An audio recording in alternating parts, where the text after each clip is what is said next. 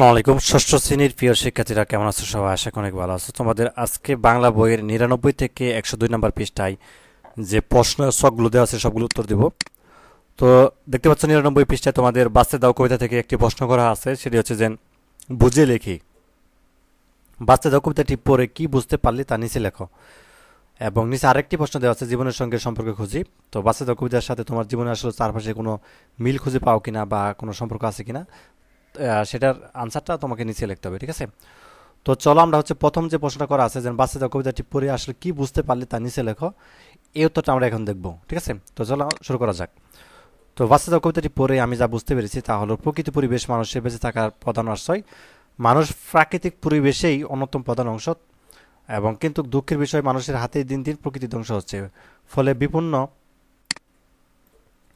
আমরা এই পাশে দেখি, তারপরে ফলে বিপন্ন হচ্ছে মানুষ ও প্রাণীদের জীবন। আমাদের চারপাশে যদি সজীব সুন্দর না হয় তবে মানুষ প্রাণী স্বাভাবিক জীবন ব্যাহত হয়। বাঁচতে দাও কবিতায় কবি প্রকৃতি পরিবেশ প্রাণী জগতের সুস্থ স্বাভাবিক বিকাশের কথা বলেছেন।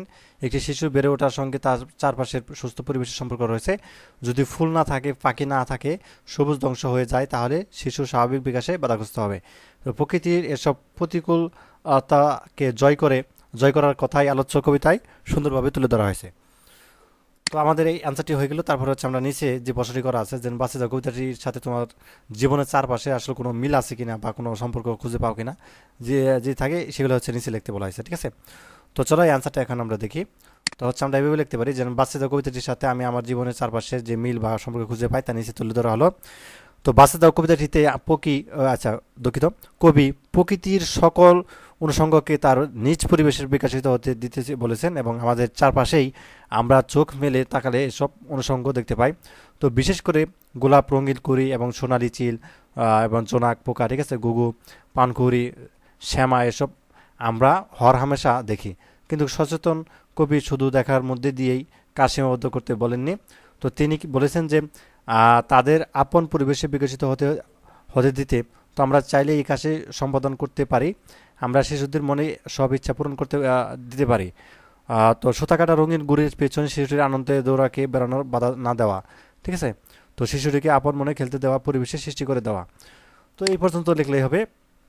তো তারপর হচ্ছে আমরা 101 নম্বর পৃষ্ঠায় চলে যাব। সেটি হচ্ছে যে এখানে কিছু কবিতার বৈশিষ্ট্য দেওয়া আছে, যেমন উপরে 3টি কবিতা পড়েছ, ঠিক আছে, উপরে যে কবিতাগুলো পড়েছে 3টি কবিতা, এই কবিতাগুলোর সাধারণ কিছু বৈশিষ্ট্য আছে। তো নিচে প্রশ্নগুলোর উত্তর খোঁজার মাধ্যমে বৈশিষ্ট্যগুলো বোঝার চেষ্টা করো।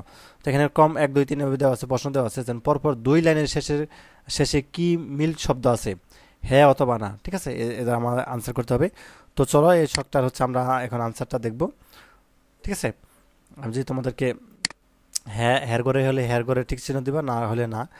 যেমন প্রথমটা হ্যাঁ, এই করে ঠিক চিহ্ন দেওয়া হয়েছে। হাতে তালি দিয়ে দিয়ে কি পড়া যায়, হ্যাঁ এই ঘরে। এবং লাইনগুলো কি নির্দিষ্ট দৈর্ঘ্যের, হ্যাঁ এই ঘরে। লাইনগুলো কি সুর করে পড়া যায়, হ্যাঁ এই ঘরে। এটি একটি পদ্য ভাষায় লেখা, হ্যাঁ এই ঘরে। এটি একটি গদ্য ভাষায় লেখা, না এই ঘরে। ঠিক আছে, এর মধ্যে কি কোনো কাহিনী আছে, না এই ঘরে। এর মধ্যে কি কোনো চরিত্র আছে, না এই ঘরে। এবং তারপরে হের করে, তারপরে তিনোটা হচ্ছে কি নার ঘরে। তো এইভাবে হচ্ছে এই ছকটা হচ্ছে তোমরা পূরণ করে ফেলবা।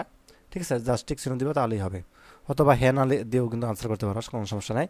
তো তারপর হচ্ছে আমরা একটু নিচে চলে যাব। নিচে একটা ফাঁকা ঘর আছে, সেটা হচ্ছে যে নিচে কিছু ফাঁকা জায়গা রয়েছে। তো এই ফাঁকা জায়গায় তুমি নিজে বানিয়ে বানিয়ে একটি কবিতা লেখো।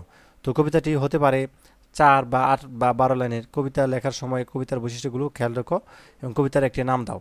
তো এখানে তোমাদেরকে নিজে থেকে একটা কবিতা লিখতে হবে। ঠিক আছে, 102 নম্বর পৃষ্ঠায়।